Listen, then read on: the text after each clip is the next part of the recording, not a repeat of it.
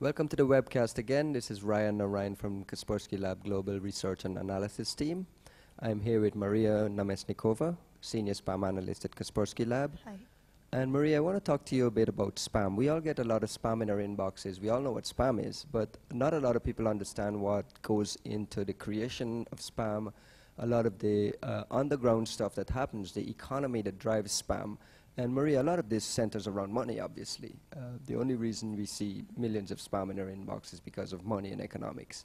Can you give me a brief overview of some of the economics involved with spam and some of the things you've been tracking? Yeah, Ryan, right you are, because money really is what driving all these millions of letters.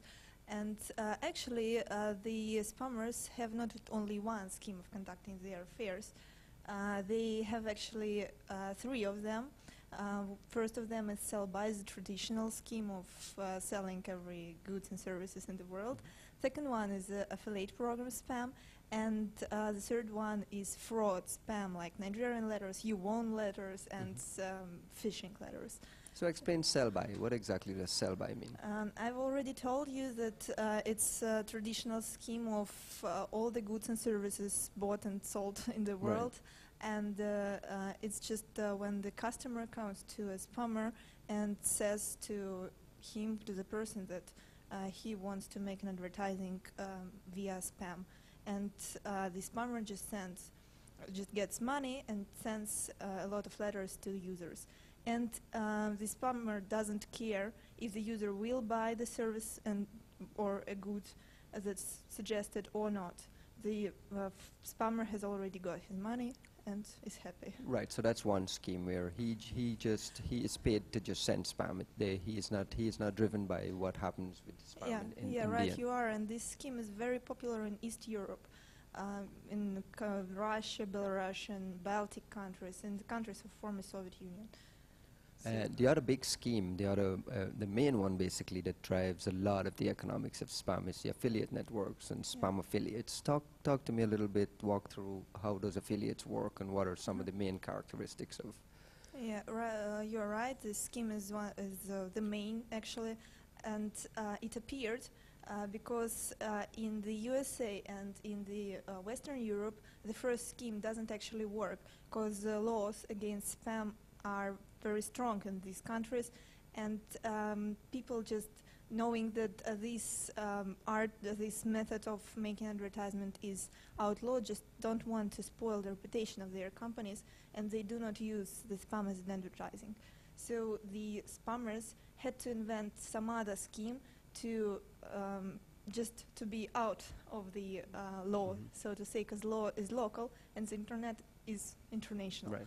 And they invented this affiliate program spam, where the affiliated spammer can be from Russia, affiliated company that provides goods or services can be from India, for example, and the organizer of affiliated program that made these two meet together can be, I don't know, maybe from Mexico.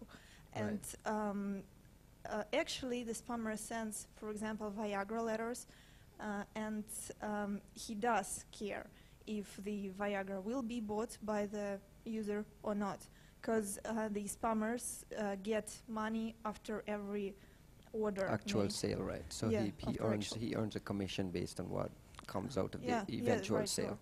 So the user sends his or her money to the spammer, actually to the company that sells little blue pieces of chocks, and to the organizer of affiliated program as well.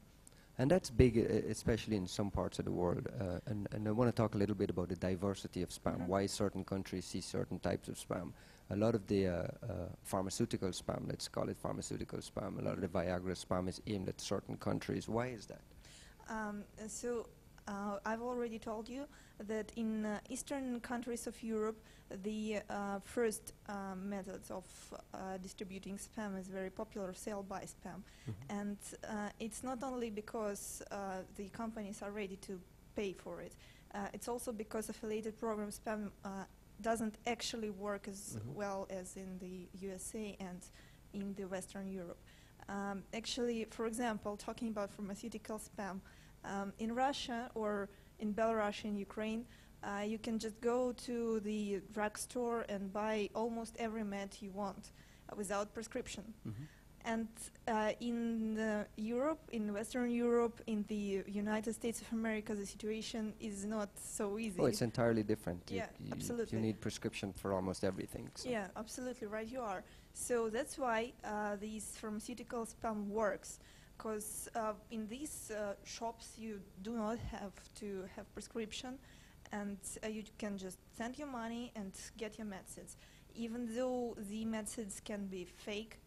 And it can be not medicine at all, or can be even harmful. So the point of spammer is that it's more efficient to send affiliate program spam to developed countries where prescription, for example, is needed, or credit cards are mostly used, and yeah. it just everything ties together in certain parts. Yeah. Talk to me a little bit about Nigerian spam, because that's another one we see a lot in the United States, and I'm pretty sure it's very big as well in parts of Western Europe. How does that work? It's very interesting, because Nigerian letters work in every part of the world, and Nigerian spammers must remember that they are like on the seesaw, and the users in developed countries are, so to say, richer, and Nigerian spammers can get much more money from one person. But at the same time, the users in developed countries, like in the USA, for example, they are much more careful, and they are protected by antivirus and anti-phishing programs. And in undeveloped countries, the users are much less careful, more naive, I'd say, and the Nigerian spammer can just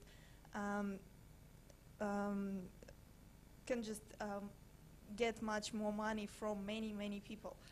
So they must remember this balance. We talk about economics and this being driven by money. Yeah. What kinds of money is being made? Can you give me an example of what a typical spammer who might have control of a botnet of, say, 100,000 machines, or give me an example of what kinds of money is being made? So let's look at figures. For example, the spammer sending pharmaceutical spam can earn about $10 million a year, having a botnet that is able potentially to send about 3 million letters every day. The software spam that is actually very typical too can get for the controller of botnet about $7.5 million a year. There is one more part of affiliate program is distributing of malicious code.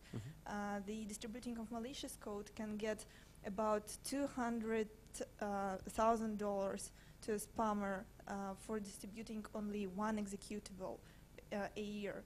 So they get, for example, $1 to $10 for every 100 kilobyte downloaded by a user, and they have about 1,000 downloads every week. So we get such a figure.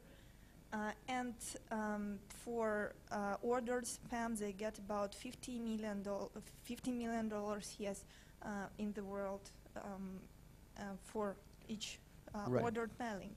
So we have, actually, if we count each and every spammer in the world and each and every botnet, we'll get the figure about $1 million every year in this industry.